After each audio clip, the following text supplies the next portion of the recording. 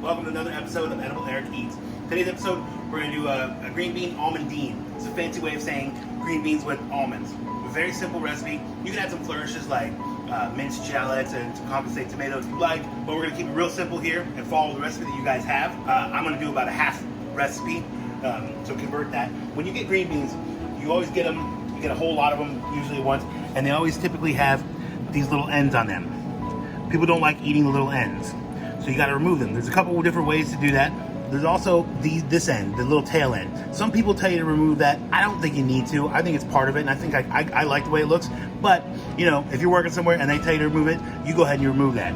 So a couple ways to efficiently remove the little ends. One way to do this quickly would be to grab a handful and then put them all facing the same way and just rip off the little ends. You can go through a whole lot real quickly. Another way would be to line them all up on your cutting board. Like so. You want to line them up so they're all nice and even. And then just give it a quick little slice. When you do the chop method, you sometimes take off a little more than you need to. I prefer to do it holding my hand because you literally just need to take that much off.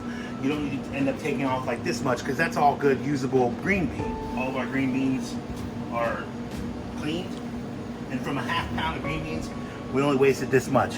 And again, you could end up, wasting a little less if you're real careful. Our next step is to blanch and refresh these. You guys are familiar with blanching and refreshing. We're gonna cook it in boiling salted water.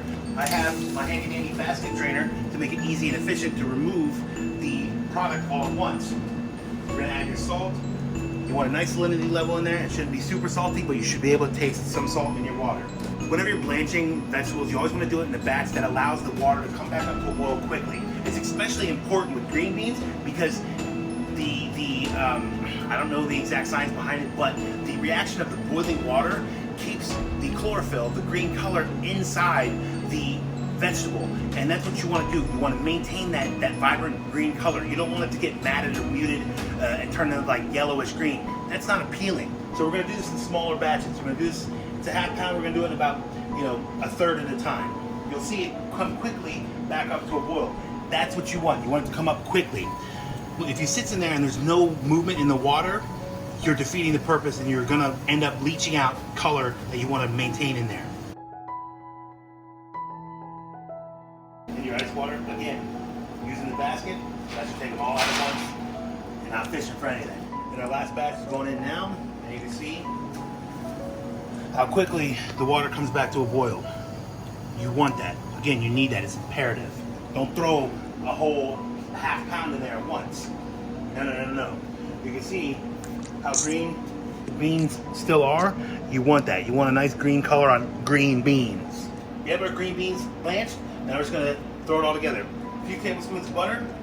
If you're going to add some flourishes, you would add it in this part. Throw your shallots in there, throw your tomatoes in there. Throw it in there now, let it cook, because the green beans are already cooked. They're just going to need to be we got our butter melted. Now you go with the green beans.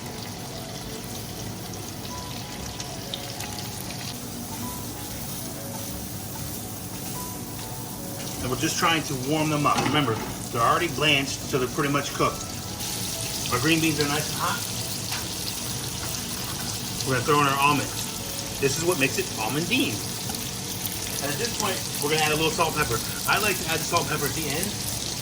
A little salt, a little pepper. And we're gonna try one. Check them. Add a pinch more salt.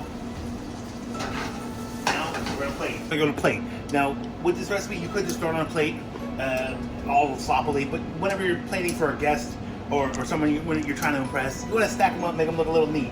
So we're just gonna plate like a portion. We're gonna plate them all, but just to show you. We're gonna take a little bit of this butter and almonds in here. Just drizzle that over it. And there you guys have sauteed green beans with almonds, otherwise known as green bean almondine. Enjoy, grow on, and keep on eating.